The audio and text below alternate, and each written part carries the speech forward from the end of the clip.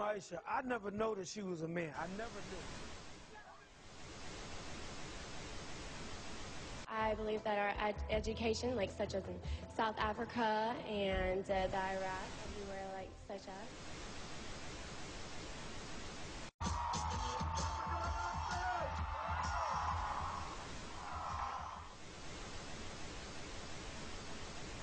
Platform 8 for the 22-28-7 service to Eastbourne via Lewis.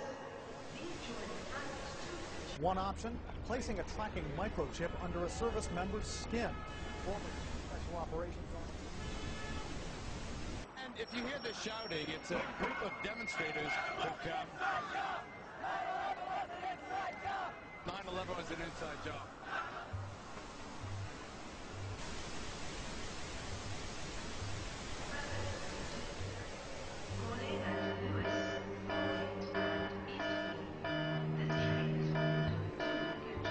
It's no longer a theory. What I'm about to say is fact. The secret organizations of the world power elite are no longer secret. They have planned and are now leading us into a one-world communist government. Well, there have been extraordinary scenes in Berlin tonight as thousands of people gathered to hear Barack Obama deliver key foreign policy speech on his current European tour. The Democratic presidential hopeful laid out his vision for America's place in a new world order, in a new world order, in a new world order. It's not a new idea. President Bush talked about it back in 1991. It is a big idea, a new world order.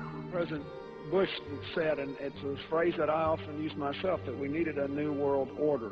There's a need for a new world order. I call upon all states to join ranks in order to found the new world order of the 21st century. We have before us the opportunity to forge for ourselves and for future generations a new world order. When we are successful, and we will be, we have a real chance at this new world order. And people talked then, in 1990, of a new world order. And the question for us is how we meet and master all these challenges to ensure that Britain enhances its competitiveness in the process and realizes what I believe is our destiny of success in this new world order. So, in conclusion, ladies and gentlemen, a new world is emerging. It is a new world order with significantly different and radically new challenges for the future. And people better understand that they mean exactly what they're saying. It's a new world order they're trying to create, and they're trying to do so not only without approval or consent of the governed in this country, but despite the popular will. This is a straightforward assault by the elitists in this country. There is a global meltdown coming. It is a global depression, and one world currency and one world financial system is the end game. China said last week they want one global currency. France said yesterday or the day before that they want one world order, a new world order, at the end of this event. Gordon Brown will today call on fellow world leaders to seize the opportunity created by the worldwide economic crisis to create a truly global society. The Prime Minister will use a high-profile speech in the City of London to say that Britain, the US and Europe should join together to create a new, stronger and more just world order. This engineered collapse is there as a massive problem through which you offer the solution, and the solutions are the infrastructure we've been predicting all this time, including the World Central Bank. The goal of this manipulation, and has been for a very long time, is to get the world population to see as a good idea, or the only option in given circumstances that are manipulated into place, the creation of a one-world government, a world central bank which would administer all financial transactions on the planet, a world currency, and a microchipped population linked to a global computer. The wealthy elite who have the money and the power know that if they can create a one world global social system, that they can control the central authority. In other words, world control, world domination.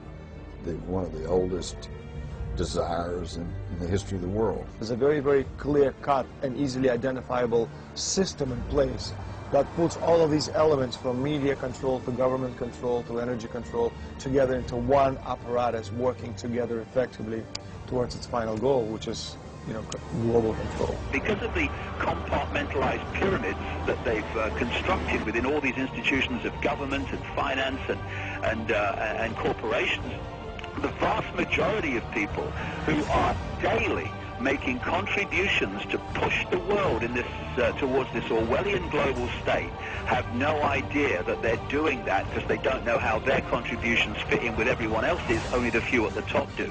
Most people don't have a clue that unelected private bankers actually control the governments of the world. There is this like cozy little myth that is perpetuated between politicians and the media. The media report the world as if presidents and prime ministers are the final arbiters and decision makers in the world, which means that the people above the level of presidents and prime ministers that really make the decisions, they're never looked at or exposed by the mainstream media because they're not accepted to exist. The central bankers of the world are working together to create a one-world government.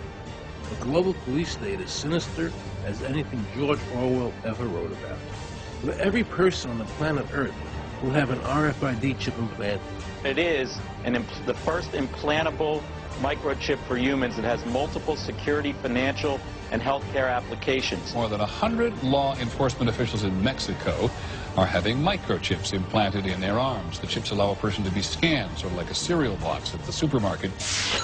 Just like the microchips implanted in the necks of dogs and cats, allowing lost pets to be identified, this glass capsule can do the same for humans. A chip in everybody would be the universal monetary system par excellence, because there'd be no escape from it, and you'd be totally under the control of those who issue the electronic impulses in that chip. The problem throughout human society is that the good men and women do nothing. They don't want power. They don't want control. They want to lead a leisurely life. They want to spend time with their family. They want to lead simple lives. But we are forced throughout society, throughout history, and throughout human time to stand up against bullies. And many times we stand up before it's too late. And we reverse the course of tyranny. And more often than not, we don't stand up in time, and horrible things have to happen first, so decadent societies learn why liberty and freedom is so precious. If you think you don't like the situation now, then think what you're going to face a little way down the road, and more than anything, think of what your children are going to have to face. Because you think we live in a controlled society now, this is nothing compared with what they are going to have to live in. So in terms of parents who are listening to this information, I would say this: go and look your children in the eyes and tell them that you can't be bothered, or you're too frightened to do anything about it. You're too frightened to get involved, too frightened to get involved in being another conduit for getting this information further and further expanded into the public mind, that you're too frightened to get together with others to stop cooperating with this system and to not be intimidated into coming into line, which is a bit like coming into line in a concentration camp and thinking it will be okay. As long as you stay in line and you do as you're told, you'll be fine. And then you realize at the end of it, well, actually, it ain't fine. And if you'd have all rebelled earlier, then you wouldn't be in the situation you're facing now. The point of mathematics alone ought to let us see where the real power is here. There are billions of people, 6 billion, nearly getting on to 7 billion on this planet, who are being manipulated.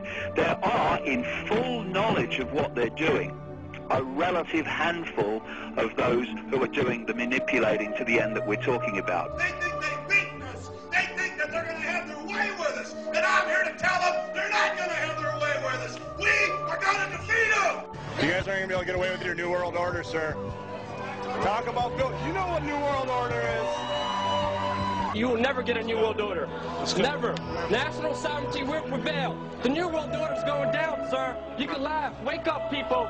Wake up. Research the New World Order. This is important. Look it up. Investigate it. Your New World Order will fall. Humanity will defeat